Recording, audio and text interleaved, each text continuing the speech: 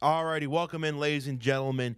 Happy Friday to all of you out there. So, hope you guys are having a great one out there. Have had a may have had a tough week, but now it's finally come to an end.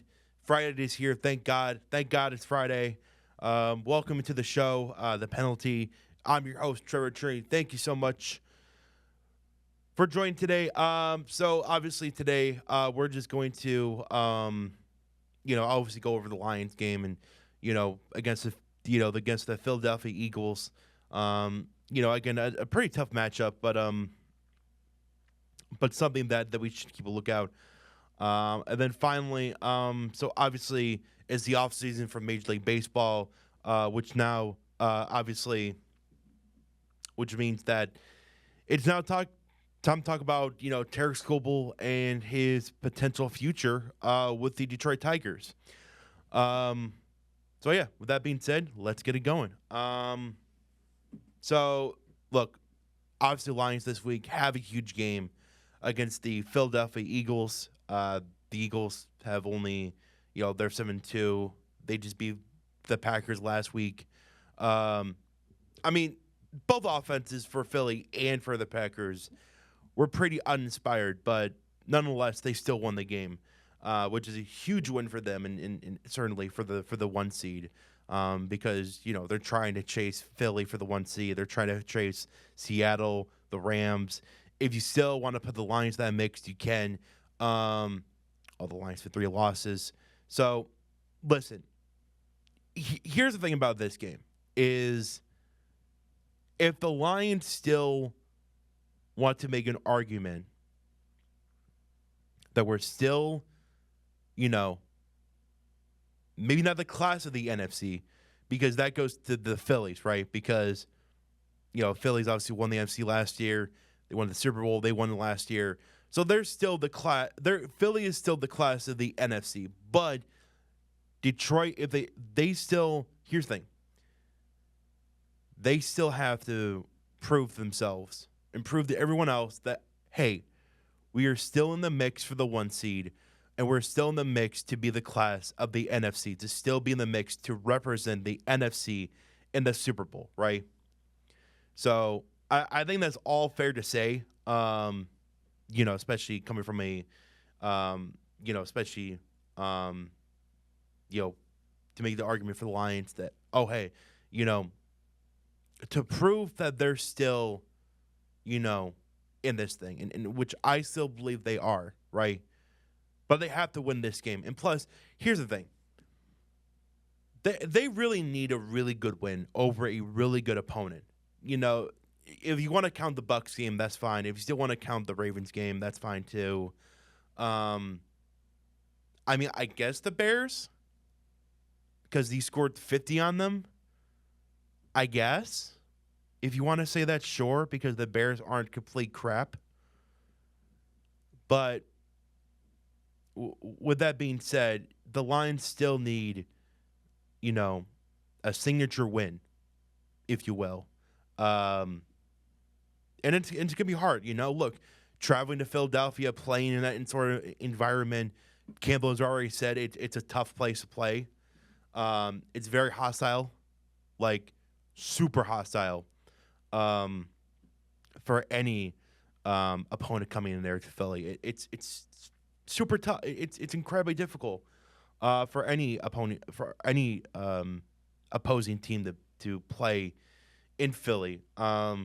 I would feel much better if this game we were playing in Detroit, but they're going to Philly, and look, say you want about the Eagles, right? The Eagles are a very flawed team, yes. Their defense is still very good. And that offense could still be, it may not be the same offense from a couple of years ago. Or if you want to even say a year ago, sure, go right ahead. Obviously, Saquon has been the same player. The offensive line has had some not horrific injuries, but still, it's a battered offensive line, right? It's a beat up offensive line. Lane Johnson has been in and out all year long. Hurts has been consistent at time to time. Maybe not with the turnovers, right? Because the turnovers hasn't really been an issue for Hurts this year. He's had a few fumbles and he's had like one or two picks in the year. But it's more so the consistent play on the field from the drive to drive, right? Some drives, feel Hurts looks really, really good. And then others, it's like, what are you doing? So it's that sort of inconsistency of the offense. Obviously, for the Eagles, that's their number one issue is their offense has just been super inconsistent. Kevin Patullo, who is their offensive coordinator, is public number one enemy in Philadelphia as of today. And if they lose this game, oh boy, you might see some changes in the offense. If they were to lose this game, so look, there's a lot riding on this game, and especially if you're Lions. Look, for the Lions, the next three toughest opponents you're going to face all year long are the Eagles, the Packers, and the Rams. Like I said before, but those three games, you need to at least win two of them.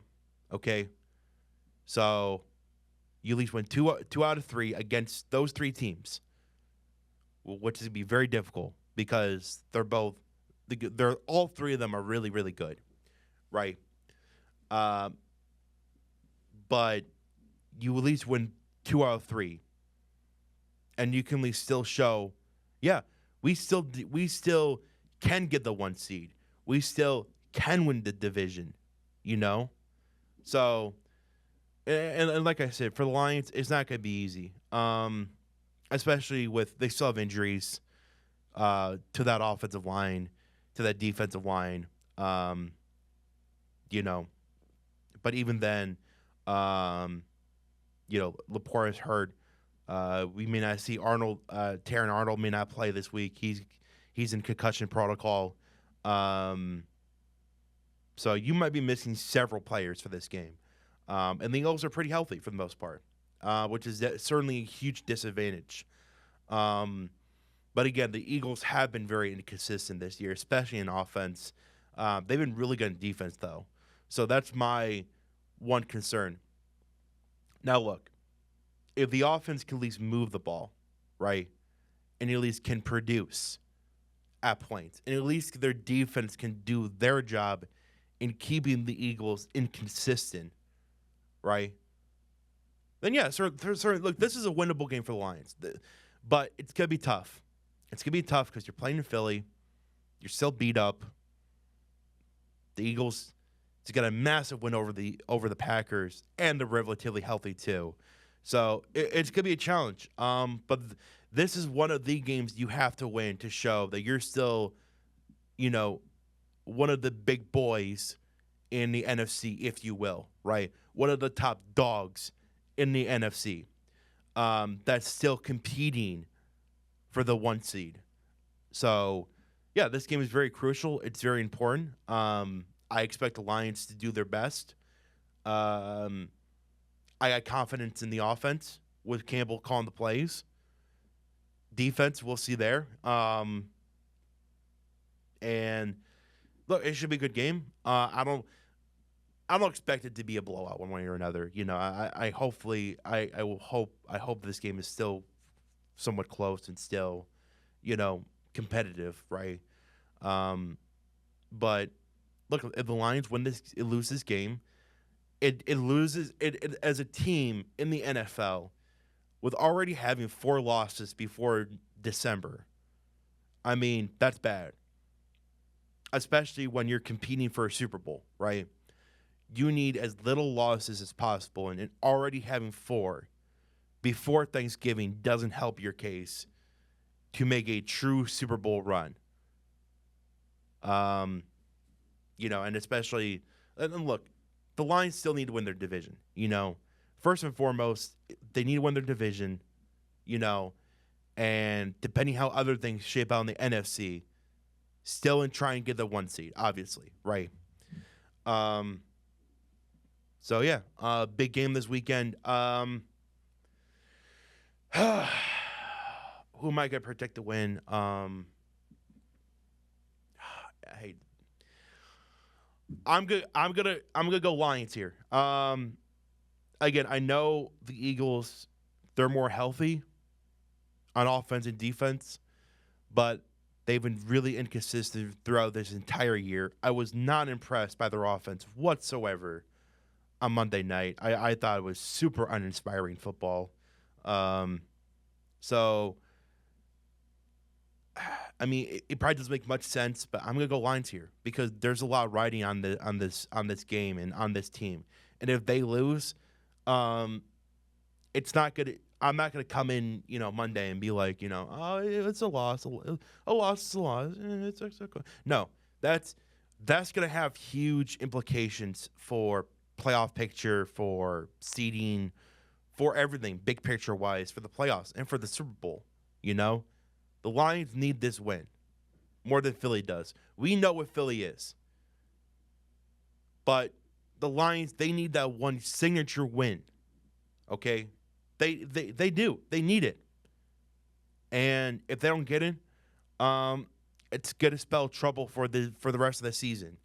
So I'm not gonna declare the season's over because that would be silly. But it would be very concerning and very troubling if they lost this game. So I'm going to lean Lions, only because if they don't win, it's not going to be very good for them, and I am not going to be a happy camper come Monday. Come Monday, certainly. So yeah, like I said, I lean Lions, but I don't feel great about this game. I don't. Tell you the truth. Okay, so that was Lions and Eagles. Now let's get to Tarik Skubal and the Detroit Tigers. So here's what's basically going on with the whole Skubal situation if you really haven't been paying attention. So right now, Skubal is in his last year of arbitration with the Detroit Tigers, which means that he's, obviously he's eligible for an extension, and the Tigers have given him an offer, but it was a pretty pathetic offer though from the Tigers. I believe it was like 4 or 5 years for like less than $100 million. So of course, Scott Boras and Tarik Skubal, I mean, both rightfully so, were like, we'll go and kick rocks. We're not going to accept that offer, obviously. And dealing with somebody like Scott Boras, look, here's the thing. Scott Boras is going to make sure that his best players get the best deal possible, right? And here's the thing. Part of me also believes, too, that Scott Boras wants to see Tarik Skubal in a big market team like the Dodgers, like the Yankees, like the Mets, Boston, like any of those teams that are big market. So, but again, that's just a little theory of mine. But I've got some quotes here. So here's his agent, Scott Boras, and I got some quotes from Tarik Skubal too. But here's a quote from Scott Boras, his agent. Quote, "We talk a lot through the course of the offseason. We'll continue to discuss," he said. "Our point of view is to always listen. We've prepared to listen to anything Chris Ilitch, that is, or Scott Harris, has to say. So we'll see just how it goes," end quote. A lot of nothing there. I mean, he says some other things too, but I don't want to bring up the silly quotes of him saying Sai and Scooby, whatever, Scooby done, whatever he said. Scott Boras, he's putting himself in the jackpot by saying these things. It's just ridiculous. That's one of the quotes he says. Now here's Tarik Skubal on his future with the Tigers. Quote, contract extension stuff is a little bit different, but trade stuff is out of my control. I've given everything I have to this organization. I want to be a Tiger for a very long time. I love Detroit. Hopefully I'm here. That's where I want it. That's where I'm at with all of that. End quote. So, again, just a lot of nothing from these two. At least Tarik has come out and said that, hey, I do want to be here, and I love Detroit. I want to be a Tiger for a very long time. He's very outspoken about that. Cool.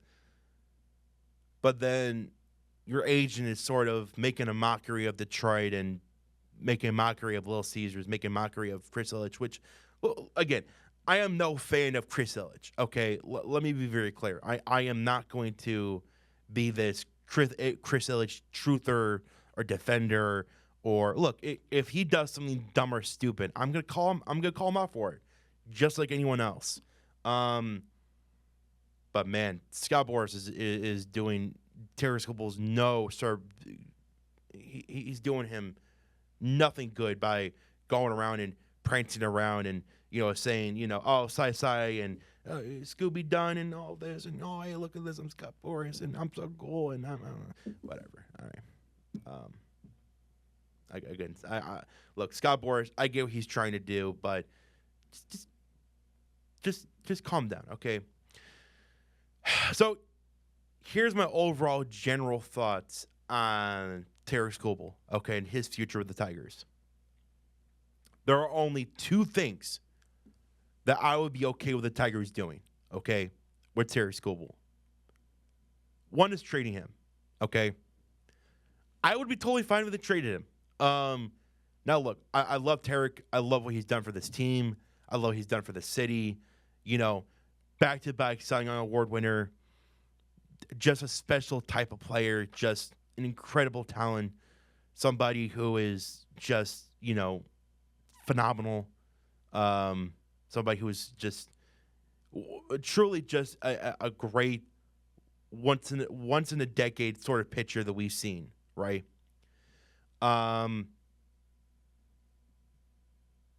But also I just,